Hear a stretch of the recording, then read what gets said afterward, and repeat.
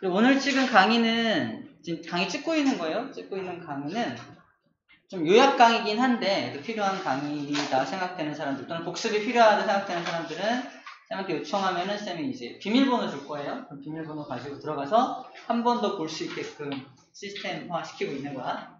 다른 강의 할 때도 찍을 거니까 필요한 강의 있으면은 얘기해주면 그 강의에 대해서 소스를 줄 거예요. 알겠죠? 오케이, 아무튼 빨리 할게요. 자, 생명체 구성물질. 다시 한번 그립니다. 쿠키런. 생명체입니다.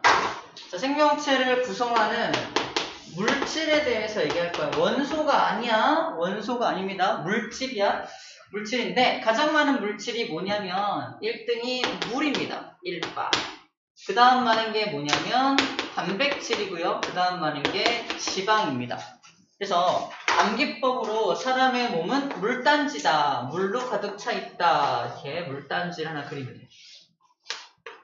여자애거든요. 아무튼 물단지에 물로 차 있다.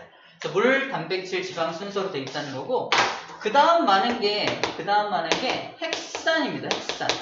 핵산이 뭐냐면 핵 속에 들어있는 산성물질인데 우리 몸이 세포들로 되어 있죠. 세포. 방금 본 세포 속에 핵이 있죠. 핵 속에 이상한 물질이 막 들어있어. 근데 세포마다 들어있으니까 이 양도 꽤 된다는 겁니다. 그걸 핵산이라 그래. 추워. 꺼질까? 자, 핵산이라는 물질이 네 번째를 차지하고요. 미안. 네 번째가 무기염료다, 먼저. 무기염료 먼저 미안. 무기염료가 네 번째, 다섯 번째가 핵산이 차지하고요. 여섯 번째가 탄수화물이 차지해요. 탄수화물. 맞죠? 지방. 기타 6.5%니까 맞아요. 무기염료. 자, 무기염료는 뭐 칼슘이나 나트륨이나 이런 것들을 말해요. 핵산은 아까 말한 DNA나 RNA 같은 이런 물질들을 말합니다. 탄수화물은 우리가 먹는 밥 있죠? 밥 성분인데 우리가 맨날 먹는데 왜 6등 몸을 구성하는 생명체를 구성하는 물질 중에 가장 낮은 비율을 차지하느냐가 첫 번째 문제로 등장합니다. 이게 왜 그러냐면 얘를 가장 먼저 에너지로 쓰기 때문에 그래요. 우리 몸에서 가장 먼저 에너지를 씁니다. 다른 말로 주에너지원이다 라는 말을 써요. 에너지를 사용할 때 1등으로 사용하는 게 탄수화물을 쓴다는 겁니다. 우리 몸에 탄수화물을 다 쓰면 못 쓸까? 그 다음에 쓰는 게 지방이에요. 탄수화물을 다 써야 지방이 태워진다는 거야. 그래서 우리가 밥을 엄청 많이 먹고 운동하면 아무 소용이 없다는 얘기입니다. 그래서 사람들이 운동할 때 어떻게 운동해요? 닭가슴살 먹고 운동하죠. 그 이유가 단백질을 섭취한 다음에 운동하면 탄수화물은 없잖아, 몸속에. 지방을 먼저 태우겠죠? 그래서 살이 쭉쭉 빠집니다. 지방까지 다 쓰면 그제서야 뭘 쓴다? 단백질을 사용을 해요. 그래서 우리 아프리카 같은데 기아의 허덕이나 아이들 보면 뼈만 남아있잖아. 이제 걔네들은 먹을 게 몸속에 사용할 수 있는 영양물질이 아무것도 없어서 자기 몸을 구성하고 있던 단백질 성분, 즉 근육 성분까지 다 에너지로 사용하고 이제 거의 죽어가고 있는 모습이라고 생각합니다. 에너지를 쓸 게 없기 때문에. 이 세 가지만 에너지로 사용할 수 있어요. 그럼 에너지로 사용할 수 없는 것들은 무기염료 에너지 사용할 수 없죠. 이거 아무리 먹어도 안 나옵니다. 물도 마찬가지야. 핵산도 좀 그렇긴 핵산도 그래 아무튼 이것도 에너지원은 아니죠. 그죠? 하지만 이것도 아니고 그래서 여기 단백질, 지방, 탄수화물 세 가지만 에너지를 낼 수 있는 영양소입니다. 에너지를 낼 수 있는 영양소를 뭐 주영양소라고 불러주고요. 나머지 영양소, 비타민을 포함한 나머지 영양소를 도와준다 해서 부영양소라고도 불러줍니다. 자, 이게 생명체 구성 물질을 간단하게 정리한 거고 자, 두 번째 단위체 얘기를 할 건데 바로 정리할게요. 단위체. 자, 물은 그냥 물 자체가 하나하나의 단위체이고요. 단백질이라는 녀석의 단위체는 아미노산입니다. 아미노산들이 연결돼서 단백질이라는 녀석을 만드는 거고요. 지방은 지방산이라는 물질과 모노글리세리드, 아까 등장했었죠? 모노글리세리드 이런 물질들이 결합되어서 지방이 만들어지는 거고요. 그 다음에 탄수화물은요. 탄수화물은 포도당이 바로 단위체입니다. 포도당들이 연결되어서 탄수화물이 되는 거예요. 주에너지원에 해당하는 2번과 3번, 6번에 대한 것만 단위체 얘기를 하고 있는데, 하나 더. 핵산의 단위체는 이제 배울 건데, 뉴클레오타이드라고 하는 물질이 있습니다. 이 물질을 연결해서 DNA와 RNA 같은 물질들을 쭉 만들어내는 겁니다. 뉴클레오타이드. 뉴클레오타이드가 뭔지 소개를 받으면 되는 겁니다. 이걸 단위체라 그래. 하나하나 그런 단위체들이 모여서 커다란 물질을 만드는 거죠.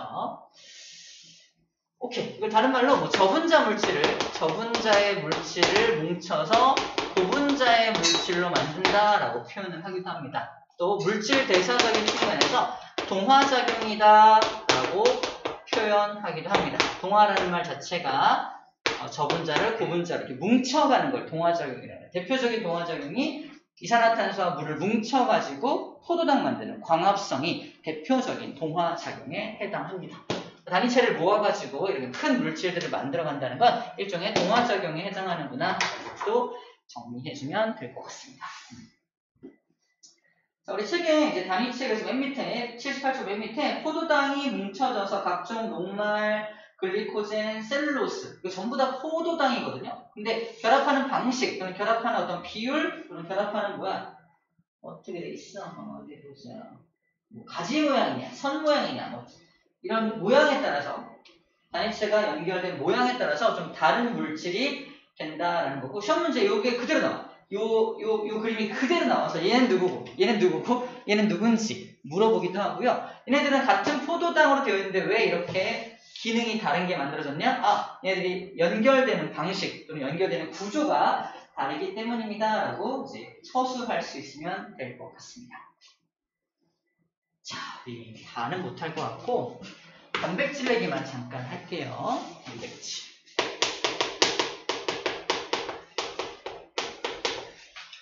단백질의 단위체는 뭐였죠? 아미노산이거든요.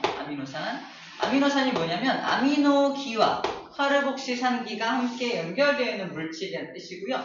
아미노산은 우리 몸속에 있는 필수 아미노산이 20종류가 있다는 거 기억해야 됩니다. 필수 아미노산만 20종류가 있다는 거 기억해야 돼. 근데 모든 아미노산은 아미노산이잖아. 자, 아미노기와 카르복실산기가 있는데, 자, 얘는 우리 옛날에 배웠듯이 우리 몸속에 있는 물질은 대부분이 탄소를 중심으로 물질이 만들어집니다. 탄소는 원자과 전자가 4개라서 이렇게 4개의 결합파를 가지고 있는데, 오른쪽은 또 다른 탄소와 결합되어 있고요. 얘가 이중결합 하나랑 단일결합 하나가 이렇게 있습니다. 얘도 결국 하나, 둘, 셋, 4개의 결합파를 있는 거야. 자, 이쪽에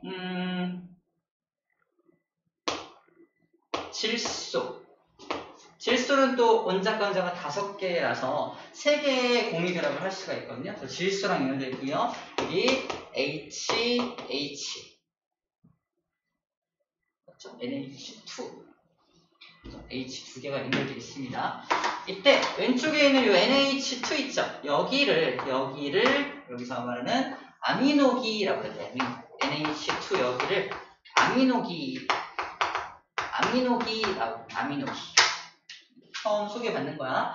NH2를 아미노기라고 하는구나 라는 거고요. 여기는 C하고 이쪽에 있는 이 C가 하나는 O랑 연결되어 있고요. 여기는 OH라는 물질과 연결되어 있는데, 여기는 COOH 있죠. COOH 여기를 카복실기라고 하는데, 이게 산성 물질이라서 카복실산기라고 합니다. 그래서 여기를 아미노기에 아미노를 따고요. 이 산을 따서 아미노산이라고 불러주는 겁니다.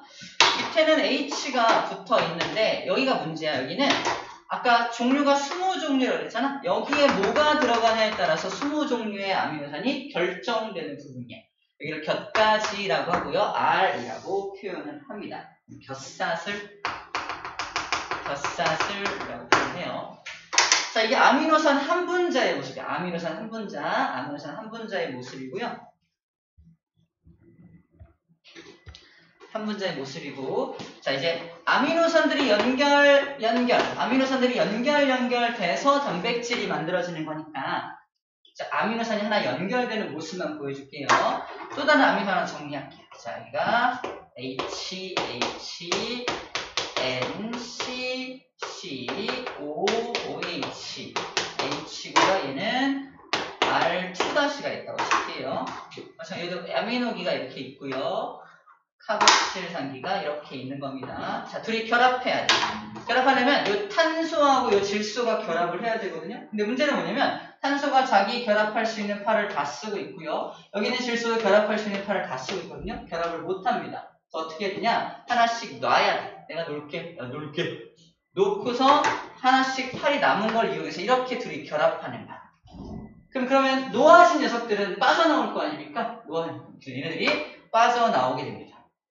둘이 결합했으니까 H 두 개, 산소 하나니까 느낌 딱 오죠? 뭐가 빠져나온다?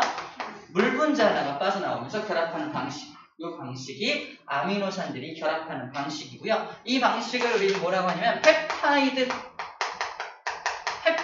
결합을 했다.